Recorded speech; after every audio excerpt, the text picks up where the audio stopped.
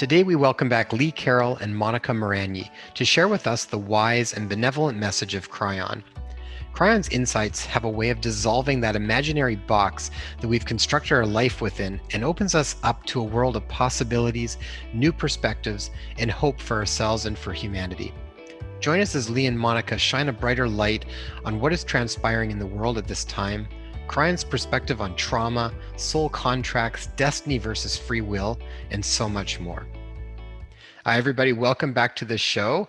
And we are really excited to have Lee, Carroll, and Monika Muranyi back with us again. So if you have been watching our show, then you might have seen them in the series on science, mysticism, and beyond.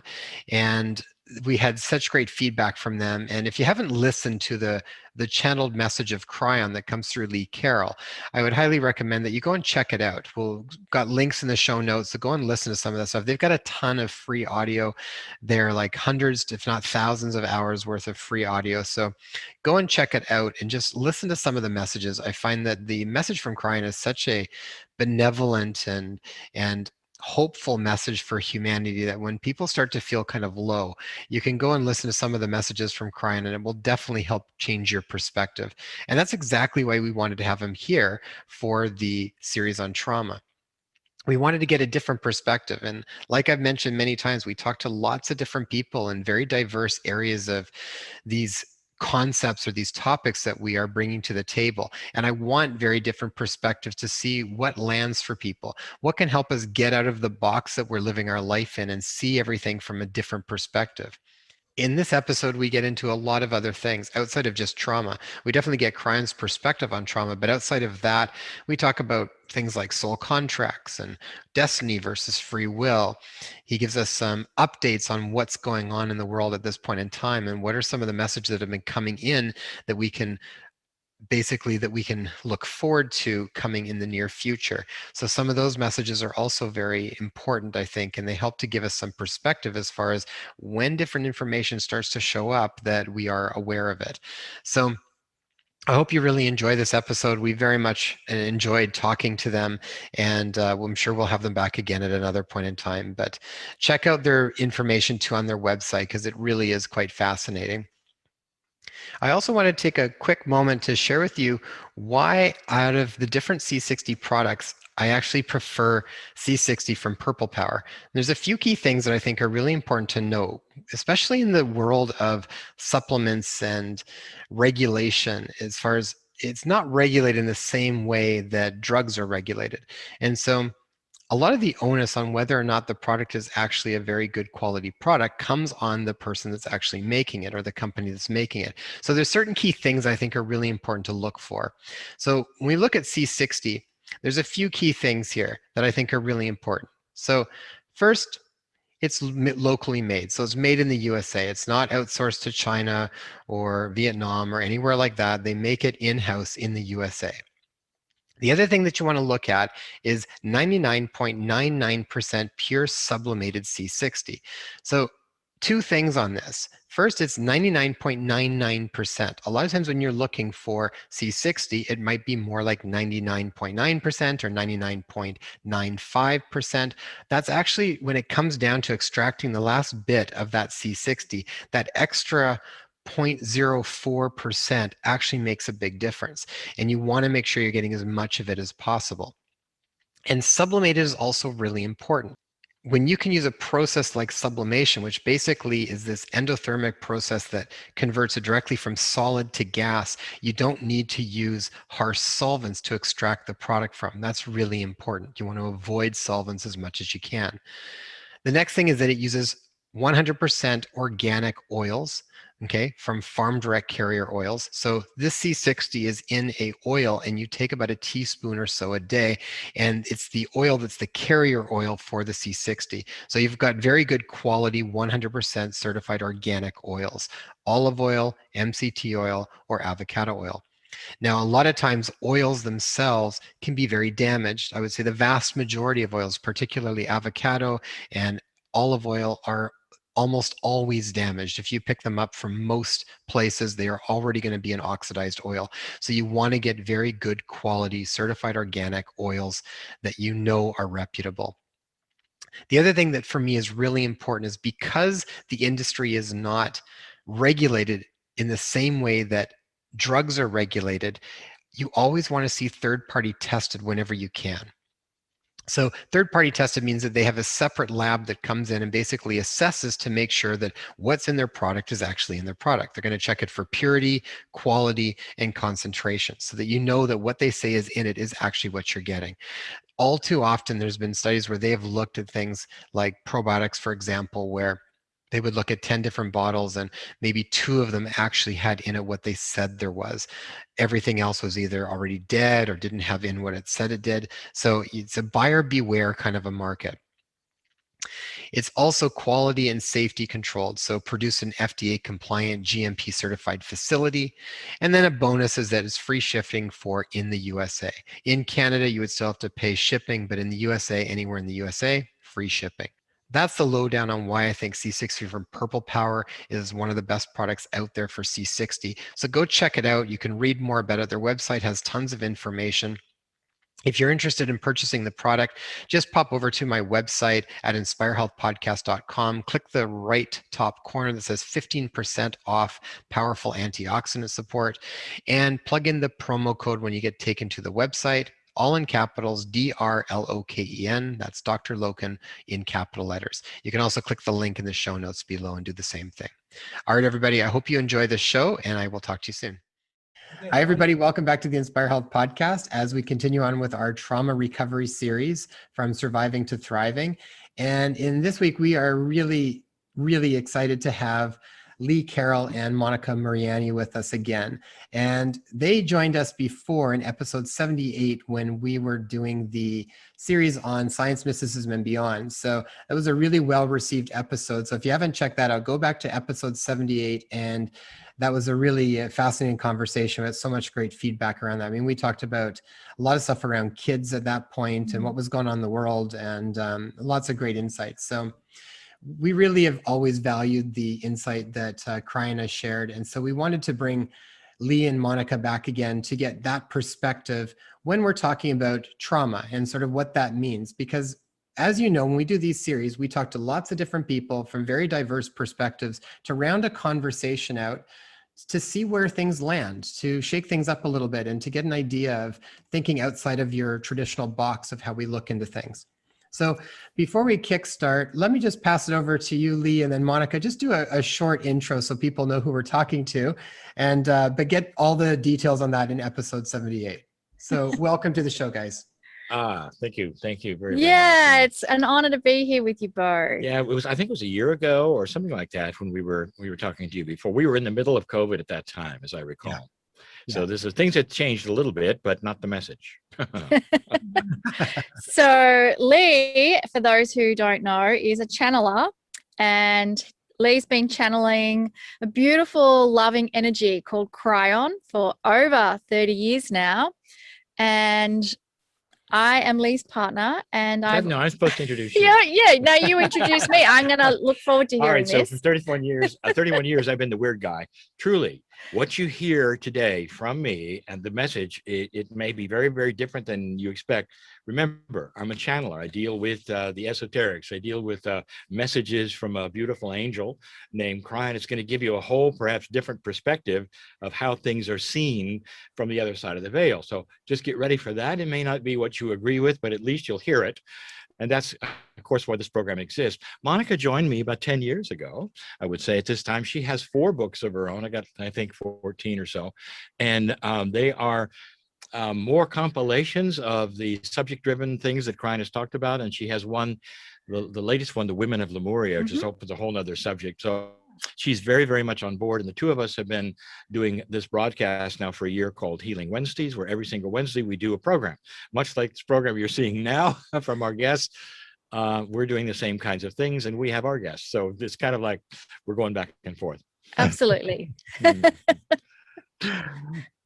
We watched recently, Lee and Monika, a recording that Lee, you did speaking on the significance of the number 12, which we found fascinating. And I'm actually going to put the link for that particular video below this video so people can go and check it out. But I thought that was really, really interesting, because what keeps also coming up for me in particular during this year and a half is the relevance and significance of symbols and numbers and codes.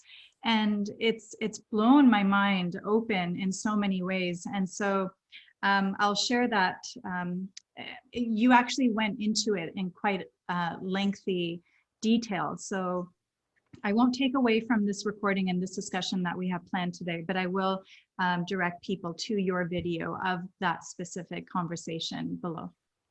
Thank you. And I love that, because you'll find my work is, what you call it, it's the woo-woo with some proof.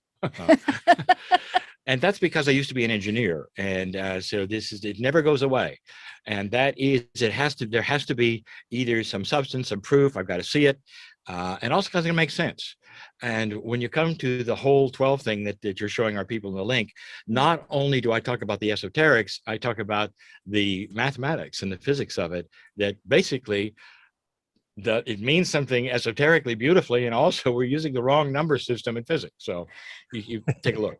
And I think the key thing here is that there is an energy outside of us that's bigger than us, bigger than anything we were ever told. And when you start having an awareness of that, and if you start inquiring with a inquiring mind, show me evidence that this exists. And when you start paying attention, you will receive those signs, you will receive messages. And so that whole reference of numbers and seeing repetitive numbers, and then looking at the physics and looking at the structure of how our universe is made, it all starts adding up. And that's what's been beautiful about the 30 plus years of Kryon's information to us, is that we are bigger than what we were told. We are magnificent. We're an empowered human being. And so that's just the love angle. But when you start looking at the precise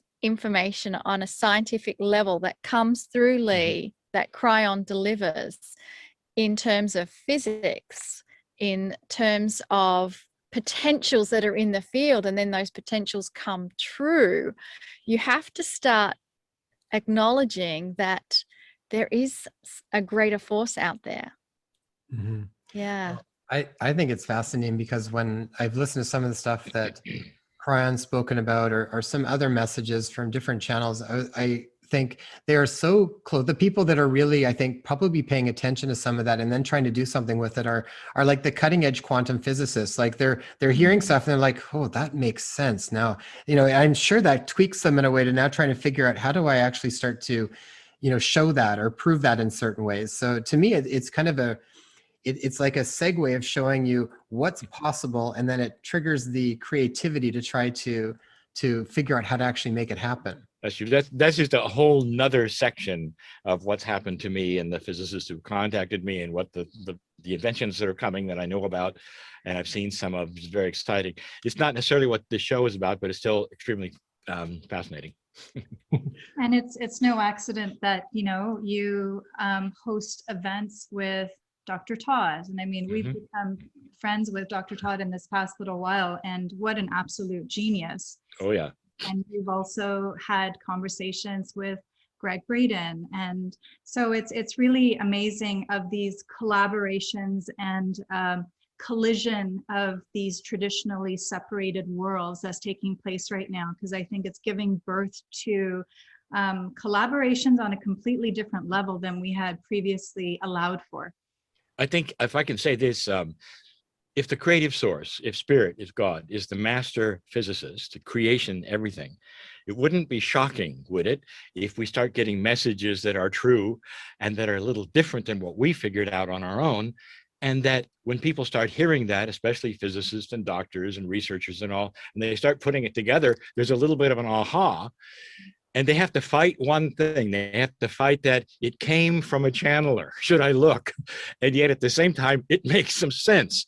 That's what's happened with Dr. Todd, who is in both worlds. He's esoteric, and he has patent on some of the most marvelous, amazing inventions that are medical that are coming. And so it's just wonderful to see again that this coming together. And what is going on, in my opinion, is that you're seeing men and women of science starting to overlook the fact that it may have come from what previously was a spooky source, because it's true. Mm-hmm. Yeah, I'm super excited to see as it keeps unraveling, because I feel like there's just so much more awareness coming up. It really, especially over this past year, year and a half particularly, so much more awareness to information coming from all of these different sources. Yeah. So speaking of symbols and codes, let's get into language, because what we have coined this particular series as is trauma. From what are we calling this series? So trauma recovery from surviving to thriving. From surviving to thriving. So what was really interesting before we started this recording is you mentioned something really fascinating, which we would love for you to dive into again. Has Kryon spoken on trauma, and what is the perspective there? Never. Kryon has never spoken on trauma. So it's a short interview, isn't it? But I think so much, guys. You can go there. 31 years, the word has never been mentioned because, Wow. Are you ready? We are built to thrive. We are not a victim of the planet. Mhm. We are not meant to be in trauma. We have created that ourselves. So Kryon has always come from the perspective, we are magnificent. We are built to thrive. So whereas you may have going from one to another, it's we start magnificent and then we go downhill. And the point is, how we can not necessarily pull ourselves out, but how we can reestablish the goal line, which is the bottom line, is always the start, which was to be magnificent. And that is what is taught. Did you know that you were this or you're that, or you have the ability to do this or that instead of being a victim? You see, it's almost the opposite of the idea of you start in trauma and now what we're going to do about it. That's not what you teach, I know, but that's a lot of people think that they're victims of the planet. They're in trauma all the time, and that's not exactly what we're built for. I was actually just going to say that in itself is telling. That for over 31 years of channeled information, there has never been delivered information on trauma and what to do about it.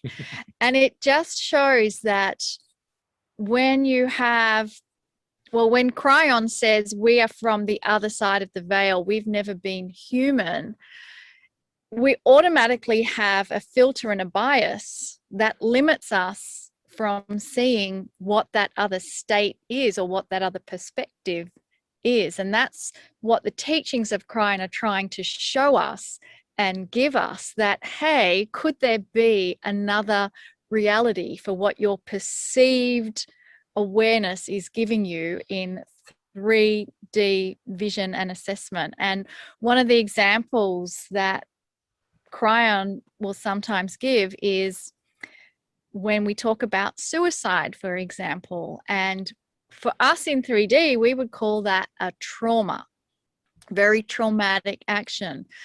But from Kryon's perspective, Kryon will pose questions such as, what if that suicide was something that your soul planned in love on the other side of the veil before you came through? And what if that particular suicide was an agreement, a contract that you had with that soul, so that when it occurred, it would be a catalyst to propel you in your trauma to seek a spiritual path and a spiritual journey and gain an insight on a bigger truth than what you would have never have looked for had that suicide never happened. So you see already how it's a flip side of Kryon never talks about trauma. What we're given instead is how spirit sees the situation and messages about how we can empower ourselves. And also it's about knowledge that you may not have understood or realized or even knew was there, which is part of this whole, I would say, new energy that is available to us now. Let me just say to that, we just had a channel that Kryon reminded us this month in the or next month, again, there's a whole series that Kryon talks about changes. And what he started out in the channeling was talking about, did you understand or know that the time that you're sitting in right now was foretold by prophecies? You want to go right to your scripture? For this culture, fine. You can see where something was going to happen at the year 2000 and didn't. If you want to go to the indigenous cultures, it's there. You want to go to the Mayan, it's there. The Toltecs, it's there. The Peruvians, it's there. And that is that we're in a cycle. And the cycle has to do with this wobble of the earth, the precession of the equinoxes. But basically, they're all targeting right now. And this is not some new age belief. It's not something that the teachers dreamed up to make you feel better. There's something going on. And if you start studying it, you'll find that the indigenous of the planet all gave you this information. And we're sitting right here in the middle of that particular thing. And it brings us to this program and this episode. Are there things going on that I can point to that are different from anything we've had in 1,000 years of civilization? Yes, ask me. Are there tools that you didn't know we had, energies that you didn't think perhaps were even on the playing field of energy that we can use? And the answer is yes. And there's science behind it. There's now the esoterics behind it. And it all has to do with pulling ourselves out of this thing that some are calling trauma. So considering that, then, what we've been looking at as far as COVID this past year and a half, a lot of people are looking at it as a traumatic event that's happened for the global economy, for our children, for everyone's health. What is your perspective? What is Kryon's perspective on COVID? Kryon's perspective on COVID never changed, and he gave it the first month it broke out. And we were in Iceland when he did it, and the channels are all there.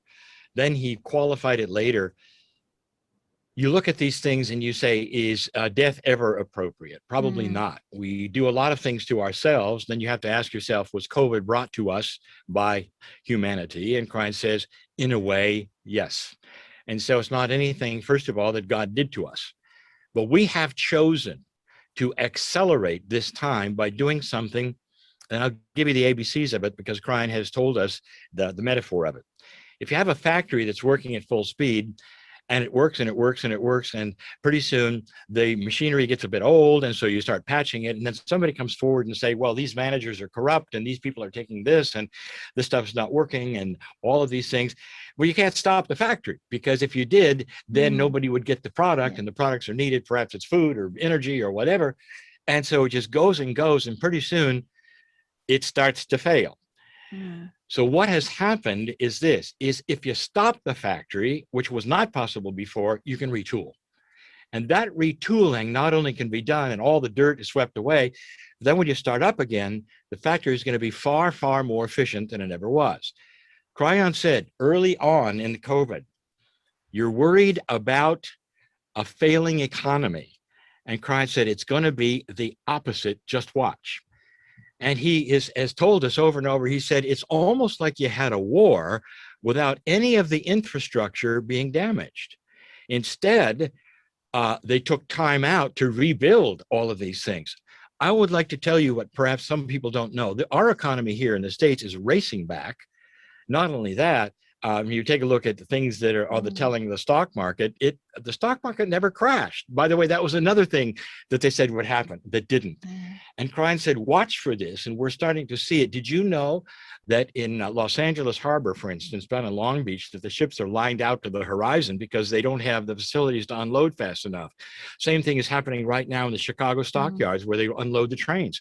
Things are being delayed because there's such an increased demand for the products, even more than there were before COVID.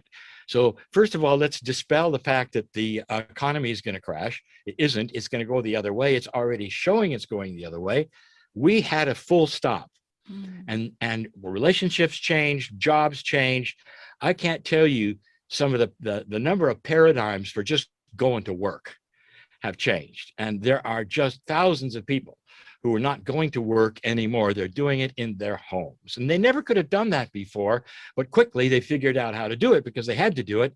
And so that cuts back on a lot of things as far as the gas used, flying, the real estate needed, all manner of things are starting to change because of COVID. But mostly what you're going to see in the future when some other things are revealed is what Kryon has said is when the light starts to be turned on to the earth, you're going to start seeing the dirt that was always there. And you're going to, some of them, people are going to be shocked by it. And you're going to start to see a division of dark and light. And what this means is there are those who want to keep the dirt there. Then there are those who want to sweep it away. Mhm. And they will be on both sides of the coin, and both of them will give good arguments for it. And you're going to have to decide. But mainly, right now, we're starting to see some of that dirt being swept away. But back to the COVID, that is the positioning that Kryon has taken from the first month that occurred, even recently when he's talking about the aftermath of it. But if you're watching the news, can I give you some advice? Here it is. You ready? Don't. The news is invested in frightening you. It really is. It wants to frighten you for money because then you'll tune in. So you've never really gotten, from the beginning, you really haven't gotten a good perspective, even of COVID.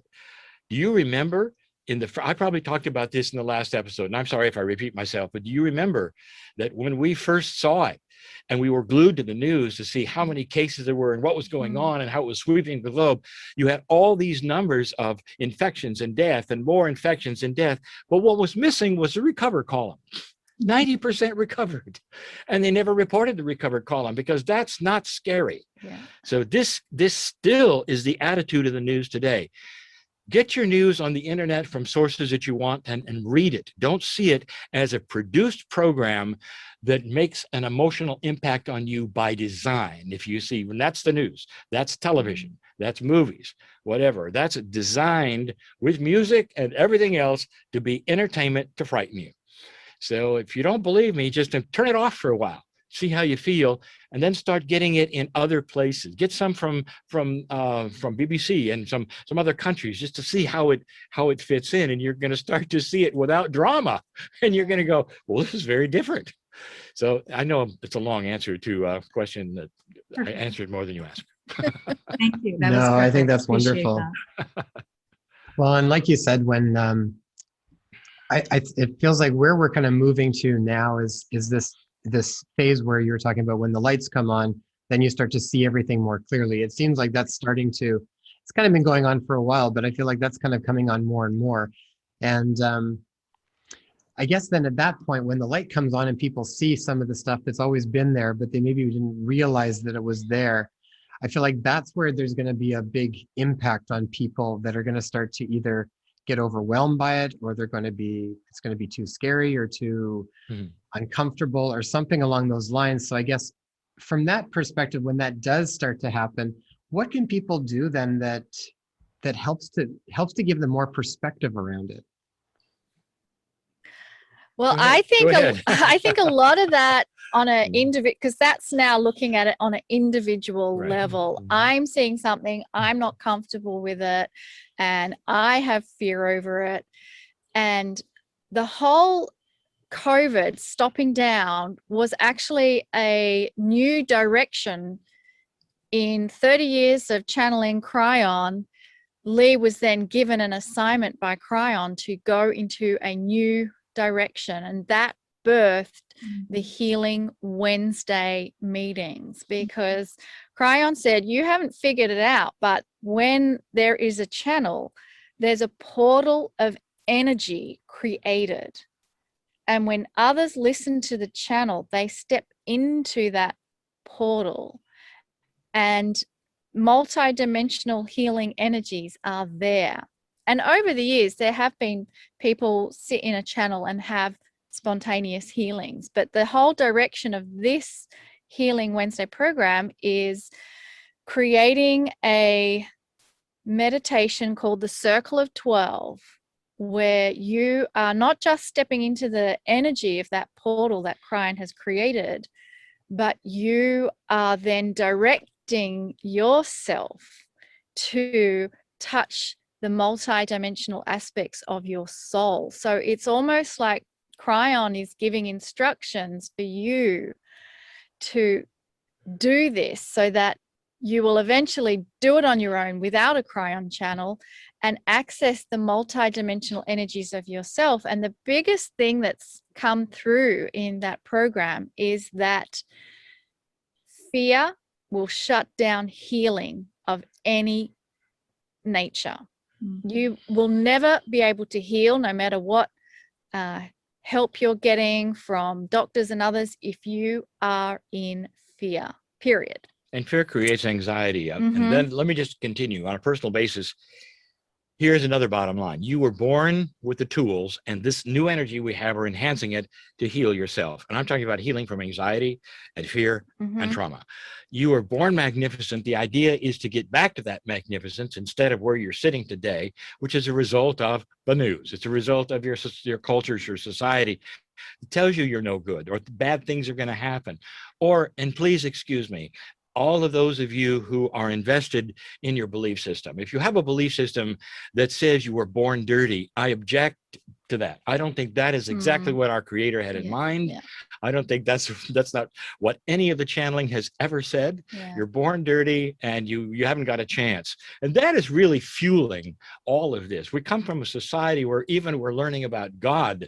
He loves us so much, we're going to burn in hell. And this is where we're trying to climb out of that and say, what if it was different? What if God was just as loving, just as beautiful, and you can worship just as much, but it's not a judging God. It's not a judge who's going to burn you in hell. I mean, a God that's going to judge you and burn you in hell. But instead, what if it was just the opposite? What if you were given the tools to heal yourself from fear, anxiety, and everything, and they've always been laying there waiting to be picked up, so that when you get up in the morning, you put your feet on the ground, and instead of the things running through your brain that says, woe is me, here's what's going on, what am I going to do? What am I going to do for money? What am I going to do for my relationship?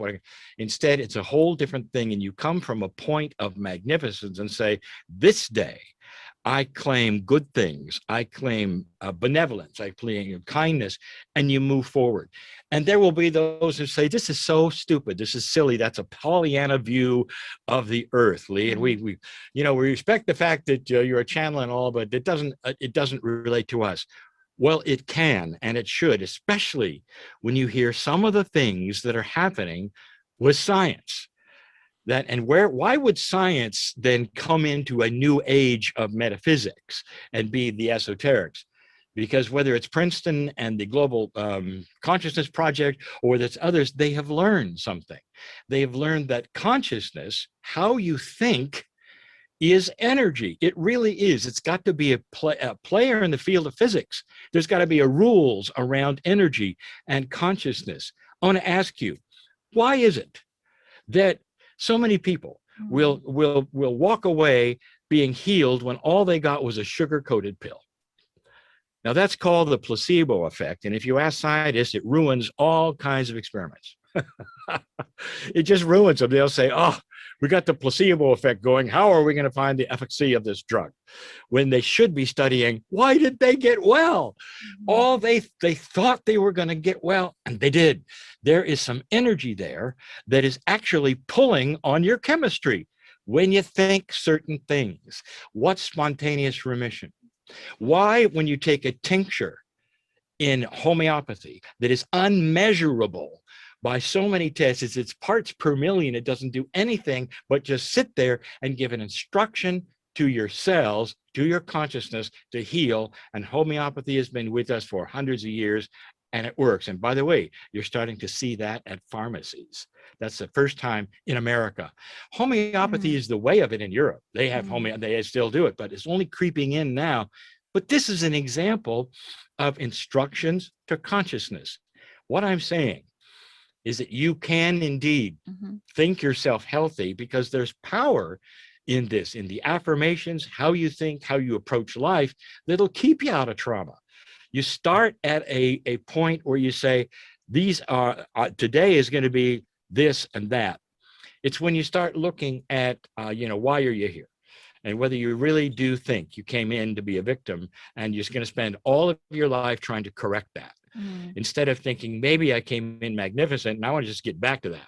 So this is the difference in how we teach, and I would say the difference between really truly an old energy and the energy we're in. I've just scratched the surface of this, but answer to your question, we have the ability to, with our thoughts, with our actions, and our intent, get out of trauma.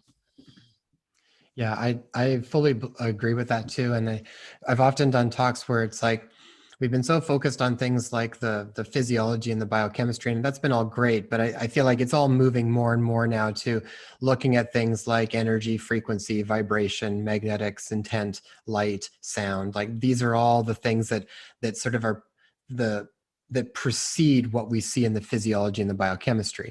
And now we're being able to actually see that in more in a scientific way where you can see it.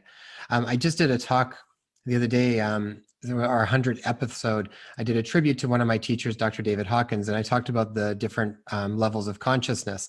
And so a lot of what you're talking about is similar in the way that he explained that too. And to me, that was just such a valuable teaching, because the idea was that these different layers of consciousness, or like that's the lens that you see everything through. It's the lens you see yourself. It's the lens you see the world. It's the lens you see God. Everything comes from these levels of consciousness. They're like a field of information. And as that field changes, then everything literally changes with that. So Yes. even if we talk about trauma and we're talking about, in that state of magnificence or that state of victimhood, well, depending on where we are, we will see the events through a very different perspective. It's why you can have three people that have the same thing happen, and each one of them has a very different understanding of it and a different feeling. It creates different. That's a Yeah, wonderful, a completely. really wonderful explanation. And that the Hawking scale. Yeah. Let's go further. Let's pretend something, because Kryon has used other metaphors for it. Yeah. Indeed, that scale exists, and it's almost like the intellect will say that there's a ceiling where I can't think any further than that. They'll be in one scale, not even aware that there's another one on top of that. And when you broach that other place at that next level, things start to happen. And it's you, first of all, you get an aha experience. Some even call it awakening. Let me tell you what Kryon has said. He says that we're living in that whole scale right now on the planet in the equivalent of black and white. And in a scale, maybe a level above us or two above us is color. Now, he says the reason this is so mysterious to you, and the reason there are so many disbelievers of anything we're talking about, is take a sightless person, for instance, and explain color to them. That's impossible. Or take a black and white person who's never seen color and try to explain color. They'll laugh at you because you can't. It's out of their purview, their vocabulary, even the consciousness. But once it starts creeping in and you start seeing color, you go, there's something there. I know there's something there. And then it attracts you to the next level. And I love his scale because it starts to explain truly what Kryon has said about older energies lower on the scale, just even 100 years ago, where everybody gathered around in the center to watch somebody beheaded. I mean, that's, you start to see it. There's a consciousness scale we have improved, even, when people said, we've been barbarians up to this point. No, we've actually gotten better since then. But there's another thing going on, and it's accelerating right now. Yeah, I think it's also fascinating.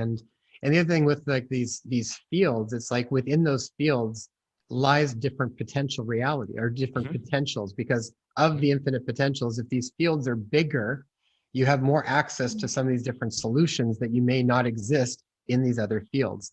So I think when I think about trauma, I think that's such a foundational piece, because that's the way really to go into trauma or to get out of trauma, I think, as a whole, is depending on that field of conscious that you're staying in. So what if you could change your trauma by changing your reality? What if you choose a reality without trauma? Is there such a thing? The answer is yes. So then we get into some real esoteric questions that people, this is where it starts to crumble or cement, depending upon your belief system. What do you think about destiny? What do you think about contracts? Here is a whole new perspective. I will define destiny for you. Destiny is where your life goes by default if you use no tools given to you. So here you are with a whole tool set. You're a boat in the ocean, and in a cupboard, that's not even nautical, in a place in the boat, is the rudder. And you've never seen a rudder. You don't know what it is. And all your life, your boat is tossed and turned. It goes into the waves or the rocks or whatever. And suddenly you find the rudder and you go, whoa, and you put it on the boat and now you're steering it. That is a new reality. And that is the difference between you and destiny. Destiny is without the rudder, and you can control your life. And here's what people don't understand. You mean I can control my realities? You know, what happens to me? Yeah, to this degree. What if you could steer yourself away from the bad stuff, not step in the potholes? And this is intuitive. It's in the field. It's part of what Kryon has taught, what some of the scientists are showing now who are in the field, what Lynn McTaggart teaches and Greg Braden teaches and Joe Dispenza teaches. You have the ability to navigate out of trauma and out of those potholes. And you always have with this rudder that we talk about. And that rudder is the energy of consciousness. Joe Dispenza is great at this. He'll explain the ABCs and he'll show you the charts. And that's what I love about this, because this comes not from a channeled source. Now, this comes from those who are starting to measure things and are saying, wow, we didn't know we could do this. And that is what we're teaching. And maybe you needed to hear that if you're here, wondering, how do I get out of this? You have a tool set. You got a rudder in the cupboard, if you want to say, that you've never even known you had. So with intent, you can start with saying to your consciousness, is it true? Show me that I can be out of this fear and out of this anxiety. Give me the ability to steer around the potholes. It starts to happen as soon as you acknowledge that you can do it, because consciousness is that way. It's just laying there, ready to respond with intent. Consciousness is the king. You can talk to your cellular structure, you can extend your life. All of these things we're starting to find out, because consciousness, that takes you with the sugar-coated pill, and you have nothing there chemically, and you healed yourself anyway. That ought to tell you a lot about what you can do with your mind. And I want to take it further, but that is a lot of information to assimilate and digest. So let's just review what Lee said, is that consciousness is king. It is the driver or the engine of your reality. And we've had measurements that will show what you intend and what your consciousness focuses on, you will then create. So I want to add something else into the mix, because even though you have a consciousness of benevolent action and you're co-creating your life, things in life still happen. And I believe this is where people get unstuck, where I've been doing the work, I've been focusing on benevolence, and yet I still had a tree fall on my house, or I had a car accident, or I had fill in the blanks. Some event happened. And this is where Kryon gave some extra information and talked about patterns of consciousness, or quantum patterning. So you're ready for this. You have this event happen. Then, depending on how you react to that event, will set up a quantum pattern as to the next time. So if you have an incident where you crash your car and it's terrible, and how you react is so much in the drama and the victim of it, it sets up a pattern, because you're so focused on the why me, this is terrible, poor me. There will be another incident that's possibly even of greater magnitude. However, if you were to have that car accident, and then you start posturing your consciousness, oh my, that was terrible. But then all of a sudden your consciousness goes, hang on, I wasn't physically hurt in that accident. I'm okay. What if this was could have been so much worse, but because of my benevolent consciousness, I actually just avoided having a terrible break on my leg, or I have no idea what I avoided. And then that, looking at it from a benevolent angle, will then create a quantum patterning that in future you may never ever have such an experience unfold again. So did you want to elaborate? Did I explain that enough, Lee? Because you're the one channeling and delivering the information. No, let's make it let's take it down to the personal level, make it simpler even. A family member comes to you, female or male, doesn't matter. They're angry, they're mad for whatever reason. They're mad at you. Whether that's correct or not, you did something wrong, or what is wrong, and they're coming at you and they're mad and they're angry and they're going to call you names. Okay, what's your reaction? Human nature as it exists today, the reaction is not only hurt, but perhaps call names back.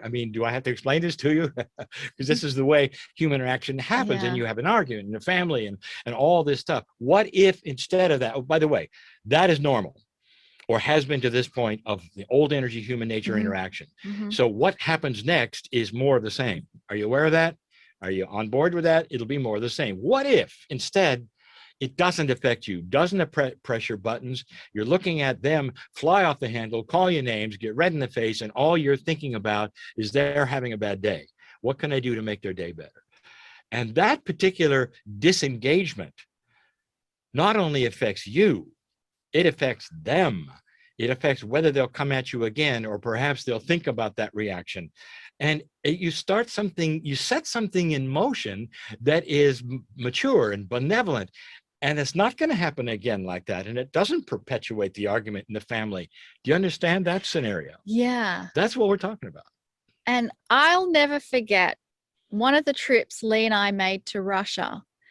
And we had this gentleman come up and meet us. And he was 6 foot something, big guy.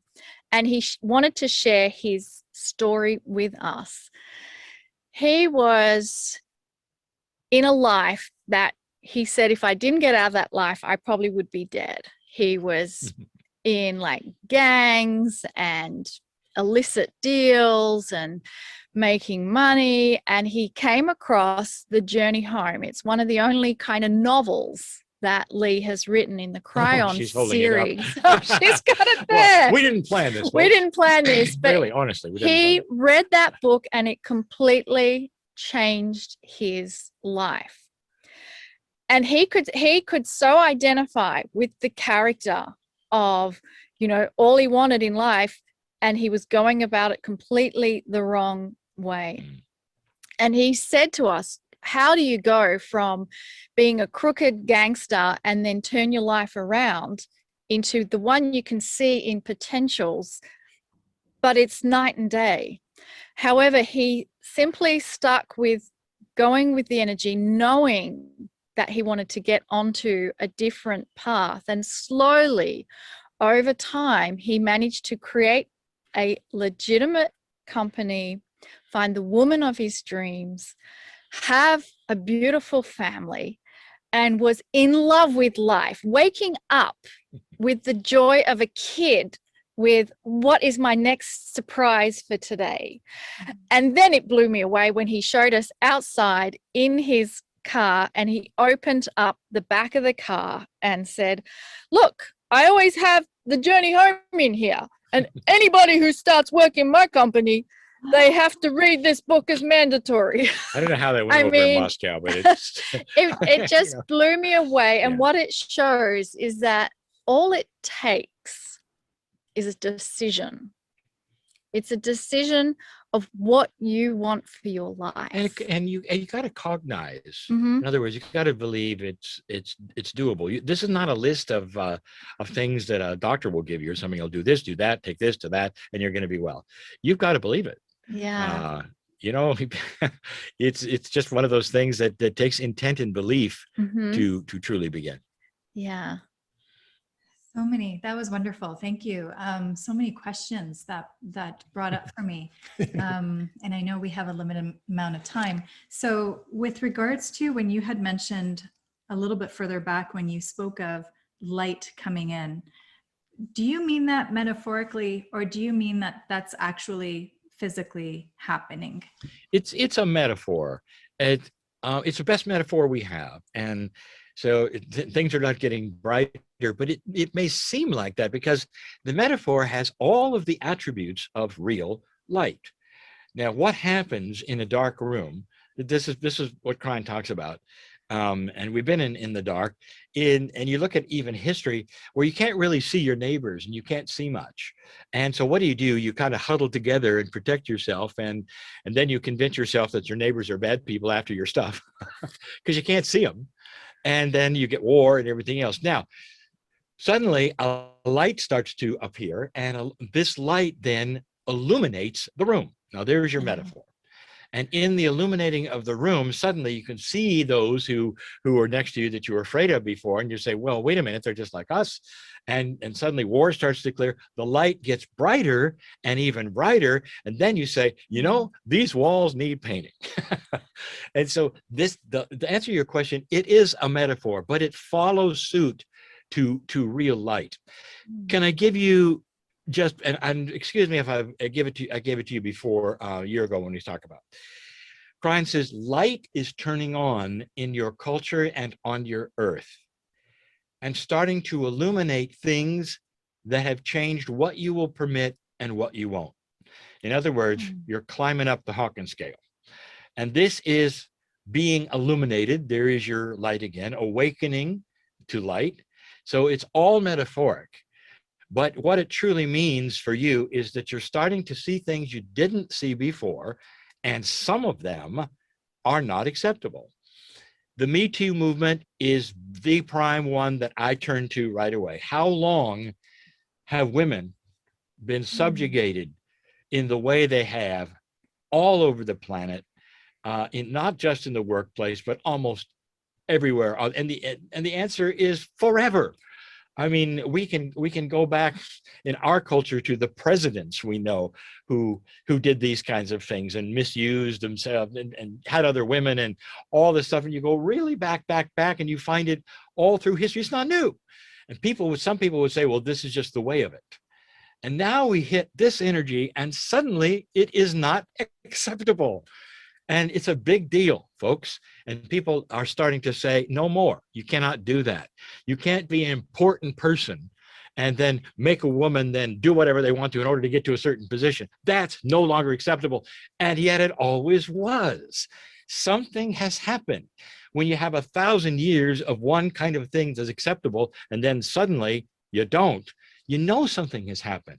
That's the light. And that's what we talk about. So a light has been turned on into a culture where collectively we are starting to say, yeah, that's not right. It's not just a few, it's men and women who are saying it's about time that we're starting to reveal things that are not right here. Now, there's a big one coming, folks, and I'll just tell you what Kryon has said. One of the biggest things that we have had for hundreds and hundreds of years is the most abhorrent thing you can think of. It's unconscionable to have women as children, as sexual slaves. And they're kidnapped off the street, mostly in Europe and in other countries. They've got posters for kids in airports. We don't see that in the States as much because we're watching it a little more careful. But it's an industry. It is an industry. And they'll either keep the kids as sexual slaves or they keep them to breed other girls. What do they do with the boys they capture? Well, they don't capture many. It's mostly the girls. And when they're done with them, they're past their used by date. I got that phrase from a gal who had escaped and is telling the story about this industry. It's always been there. And it is alive and well on this planet, even in the United States. There are even important people that take advantage of it and use it. When this comes to our attention through whatever's going to happen, whistleblowing, movies, or whatever, it's going to take your breath away to even know it was there. And it's always been there. This is the light being turned on to something that was there that's awful, dirty, horrible, unconscionable, and we're going to correct it. And that's just the beginning of these kinds of things. So before you say, well, I haven't seen anything improve, Lee, in these days, think about this. Did you ever think there would be a time where priests abusing children would have to have their comeuppance and be punished, or not punished, but maybe tossed out of the priesthood or even go to jail? And there were those who say, well, it's been happening for hundreds of years. Probably not, because the ones in charge keep shuttling them around. Well, that all shifted and changed. The Pope is dealing with it, finally. Now, there's another one. There are more coming just like that. And that is so another one that's coming. Do you think, how do you like our Congress? American? Do you like the way they fight with each other? Winner takes all, nothing gets done, you know? And the answer is, well, maybe, but even the congressmen that have, the seniors who've been there for a while, they said, this is not what it used to be. Why can't we get back to the way it used to be, where we just argued with each other and then came to a decision and passed laws that worked, you know? That isn't happening anymore. Do you think there's something there that might break and happen? Maybe there's some things there that are going to happen. It's all taking place in front of your nose right now. Well, and I've heard a lot of times where I think about light, I think of light as information and awareness. And so no different than I would think of like informed consent. It's like, how do you give informed consent for something? You have to provide a certain amount of information so people even know what to even decide. And I feel like right now there's a lot of light being shone so that people can actually make informed decisions around things. How would you how will you describe something else? I know you deal with it, light language. You want to talk about language? Tell me about light language. What is it? What do you think it is? Oh, what do I think light language is? Have Have any of your guests talked about it? No, not in that way. I mean, how I interpret light language is I think of it's all codes, frequency, it's all energy. So it's whether I'm seeing something or in hearing it or as far as we can tell, that's something that's increasing, and more people are using light language, and it's almost all coming through codes. And what to do is you see a code, and it's like a kanji with the Asian languages, where it's a symbol for a concept, and you see a code and it's a concept. So you can use light language to see concepts that the Spirit is trying to show you, and it's something that's not been seen much before, and it's increasing. Now, that's very esoteric, and not everybody is doing it, but there are enough that are doing it and starting it that you're starting to see, what if there were really another way Spirit talks to us, and there are a few who can see it and give us information that we'd never get without it. So that's something for you to just think about. I'll bet one of your guests coming up will have something to do with light language, because that's just the way things work. Well, you know what's really funny is I was up actually late last night because I've been researching a lot around frequency, vibration, sound, light, and was looking at a bunch of work in cymatics. And so cymatics is basically where they will put, like sand or talcum powder on a metal plate and then run a frequency through it, or a sound, and you will see very specific geometrical shapes. When you start to see that, I mean, it moves something inside you, because you realize that, whether you're hearing it or not, it lets you know that there is so many different things going on. And then you think about how that affects water. You think about how that affects your cells. I mean, it goes on and on, but that's an incredibly powerful visual to get a concept of how different things can actually create a physiological shift inside your body. Absolutely. The work of, speaking of cymatics, the work of a gentleman by the name of John Stewart Reed has been focusing on that exact thing. And Lee was involved in a project which created a documentary called The One Field. It's by an Israeli director, Tzipi Raz. And within that, there is a segment from John Stewart Reed. And probably the most profound thing that has come out of that research and experiments is where they have experiments with a vial of blood, and they're looking at the count of live cells within the vial of blood. Now, one's put in a Faraday cage and as a control, and one is given where it has musicians toning and singing to the vial of blood. And at the same time the toning and singing happens, there's cymatics that measure the geometric shapes and patterns and all the rest of it. The conclusion of this experiment is that the vial of blood in the Faraday cage, which was isolated and wouldn't have any impact from the intention and consciousness and frequency of the singing, had very few live cells within it. You could count them.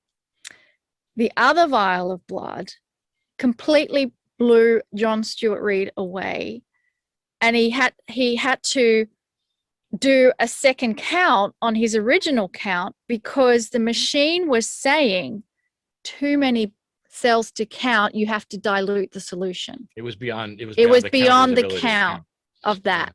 I mean, that impact alone, because storing blood for blood banks, you have a certain amount of time before it starts degrading. I mean, think of that But as a concept the point of is the singing to that impact blood. on sound on Impact on of living things. Yes. And consciousness. Yes. I'm becoming more or closer and closer to Jonathan Goldman, who is a pioneer when it comes to sound research. A man with at least 2 Emmys now for what he's done, Yeah. and a whole lot of accolades, and the tuning forks that he presents. And he has always said, it's what you don't hear Yeah. that's influencing the body more than you ever thought. And we were chuckling because now this is Monika and I have been to Egypt numbers of times now, and spent hours and hours in the King's Chamber. Now, Yeah. the pyramid is so interesting because whereas all of the other tombs in Egypt have all of these riches and gold and patterns and hieroglyphs, the pyramid, the main pyramid, The Pyramid of Giza has blank walls. And I leaned down the last time I talked to one of the docents, the guides there that take us there, and I said, why is that? And there was this silence, like nobody really knows. But his time in there and what he's learned in his education, he says, I think this one dealt with sound. And we were just laughing because this is exactly what Jonathan Goldman says too, is that parent, they knew about this. And they knew about the healing qualities, and they had built it to resonate at certain frequencies, and they knew about sound. So I'm just taking you on a little journey that I like to take you on, but I'm just emphasizing what you said. Yeah. Well, that's, Jonathan Goldman's been someone I've been reading a lot about too, and looking at his work because it ties so much. And yeah, from how I kind of understand is it's like sound and specific toning. It makes me think of even like pineal tones too, and the work that Dr. Todd's doing. But it's the sound is kind of the carrier for the light. So from that idea, it's like the sound and the tones will actually bring the light, and the light is the information and the intention that we are holding. And it's very much the same as what shamans used to do and still do, where they would have certain sounds that kind of connect with the ley lines in the planet, which literally help to transmit that, and they use their intention to kind of focus on where they want that to be implemented. So I think it's really fascinating, and it's really exciting to see where it's all moving. Yeah.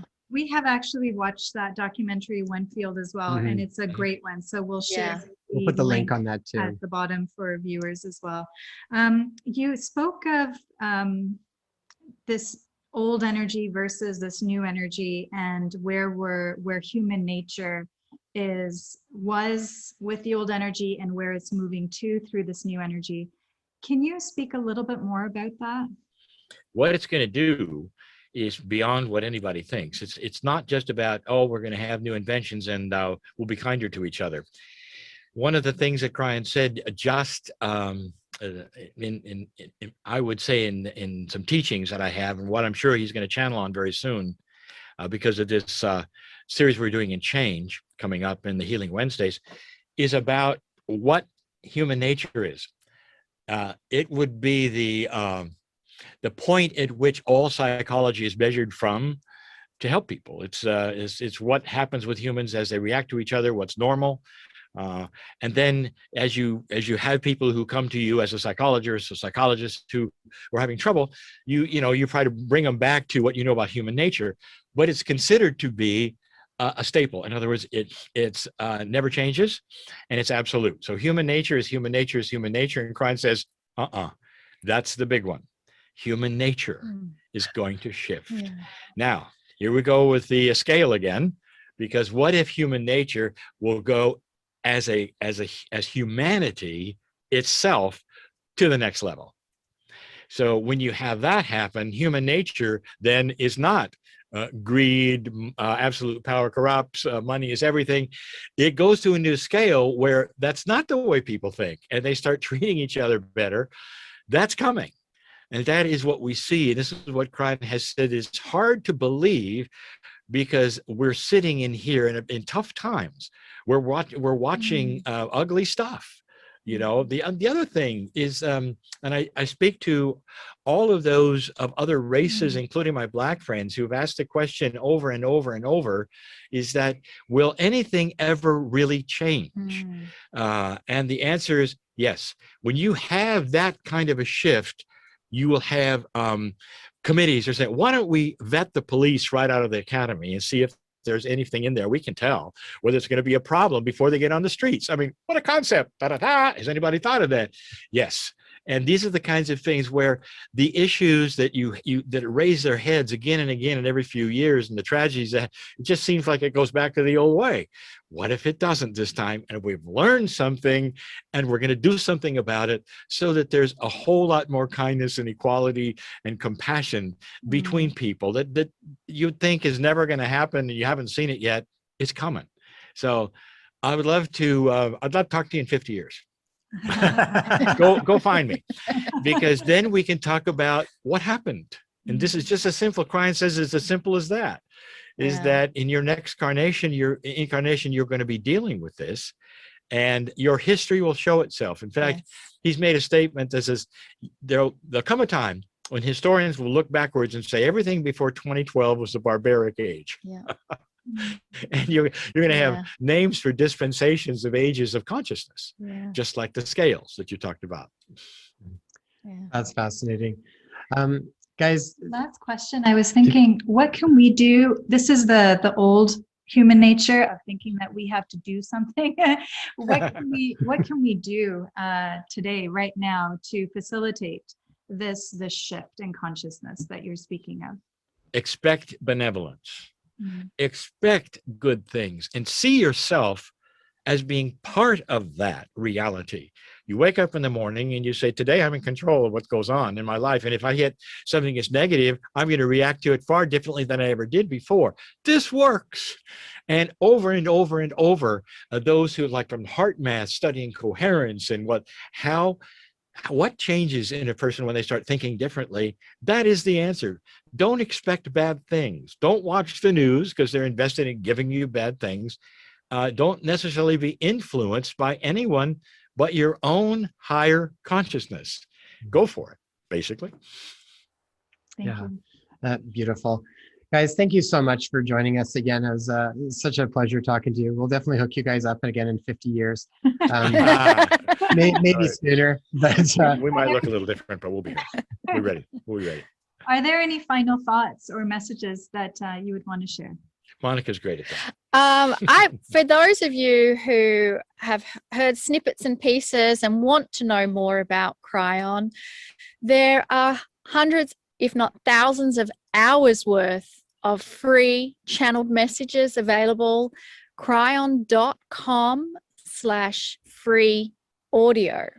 You can go there to find them. Now, also our Healing Wednesday program, we give the first Wednesday of the month available for free. So if you don't know anything about it, you are invited to take advantage of the several episodes now we have of the free Healing Wednesday programs. And you can go to cryonmasters.com. We have a year worth. We have free ones. That's right. And we also have the YouTube channel that you have, which is Kryon Lee Carroll. That's all. Go out and have the most amazing life ever, because if you don't create it, no one else will. Wonderful. Thank you. Such a delight to be with you both. Love and blessings. The pleasure is ours. Thank you so much for your time.